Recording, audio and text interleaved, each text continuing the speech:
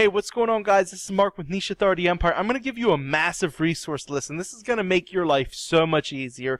A majority of the content I've made for you guys pertaining to selecting a niche has been data-driven, right? What type of financial sense does it make? What's the market cap look like? How does the customer avatar look? Is it, is it in any way, I don't want to say easy, but is getting a hold of the decision maker going to be scalable, obtainable, right? Is it reasonable? Is it realistic? That's where a lot of the training and discussion we've had thus far on niche selection has revolved around. Okay, so I want to show you guys this category list. Okay, and no matter if you're doing info marketing, if it's going to be client-facing type stuff, it doesn't matter. There's almost an infinite number of niches you can choose. Okay, a lot of people think, oh, we have plumber or contractor, lawyer, dentist, doctor, right? And it goes really deep. So we want to show you this category list, this niche list. And I want you guys to pick one of these, because if there's a category on Yelp servicing this, it's going to tell you a lot about the market cap. Okay, if Yelp build a category on their site around a specific niche, there's a demand, right? So I know some of you can get confused, like, okay, we're in Info USA assessing the market cap. Where do we go with this, right? And that's easy to do, and sometimes there's not a great benchmark. It's like, what is this number high? Is this number low?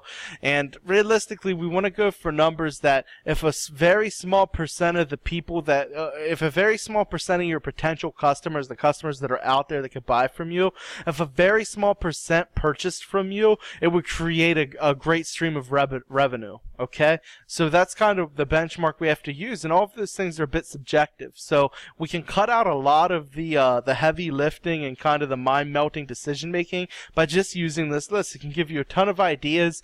If you have specific things you're familiar with or good at, or niches you could easily get in touch with, if you have a lot of, for instance, if you have a lot of friends that run their own little IT companies or computer repair businesses, or it doesn't matter, roofers, right? And we can actually jump right in this list. Let's go for roof. There's childproof. There's the roofing. Okay, so of course it's under the home services. Okay, and you're going to have roof inspectors and roofing. Okay, so you can say, hey, I want to be a pro. I want to be the authority in rubber roofing systems or metal roofing systems, and that's not a terrible thing to have knowledge about those.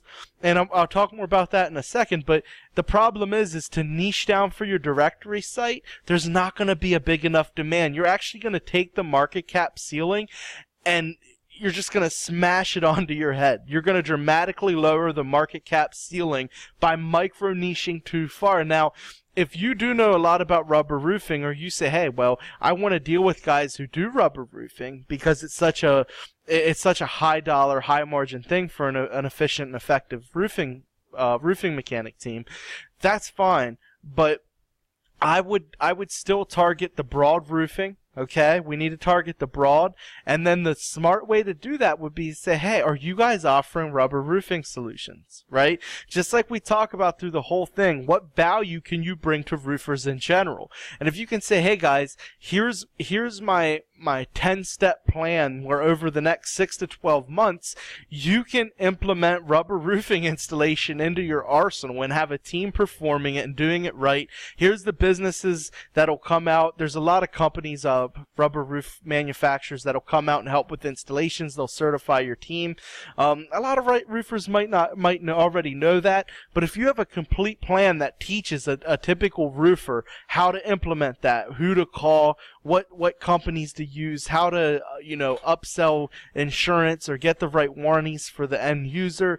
And then you have the end game where it's like the marketing of rubber roof applications and you handling that for them. That's fine, but you now add value to every roofing company in the country, right? Instead of just saying, hey, we only work with rubber roofers.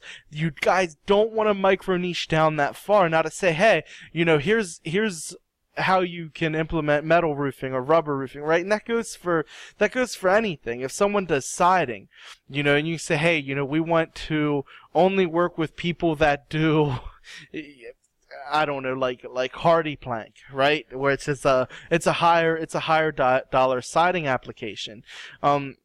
That's fine to be able to, as a marketing consultant, step in and say, hey guys, if you offer HardiePlank, here's what you can charge per square foot to install.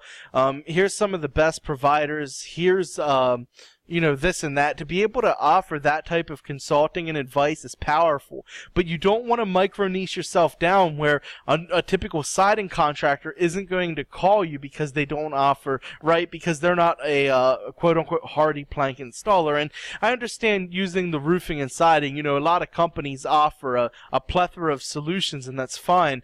But you know, you just want to be conscientious of not micro niching too far down, okay? Especially when you build your directory site, it's going to be very important you're not really cannibalizing the power of the site by going too deep into a niche and micro niching, okay? So I want you guys to select your niche from this category list, okay? Figure out what you want to do. This can also help a lot for you guys to get a handful of niches you might be interested in, and then to go and run it through some of the other training I've done as far as pulling data on that specific niche, and make sure it's a good fit, and then let us know and we'll get working on your site. But, you know, definitely if you have a more micro niche knowledge base, if you say, yeah, but I know everything about you know, let's just go back to roofing since I already went on a tangent. I know everything about rubber roofing. That's fine.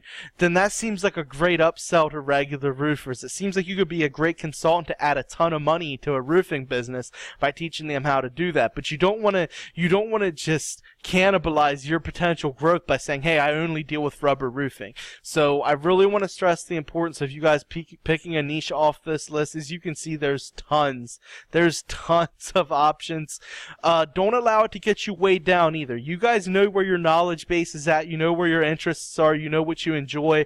You know what your network looks like. You know who you work with and who you know and who can, you know, factor in all those things and grab a handful, run them through the data tests we talk about in the other video, the market cap, which here is going to help you a lot with the market cap in general, the customer lifetime values, identify the problems.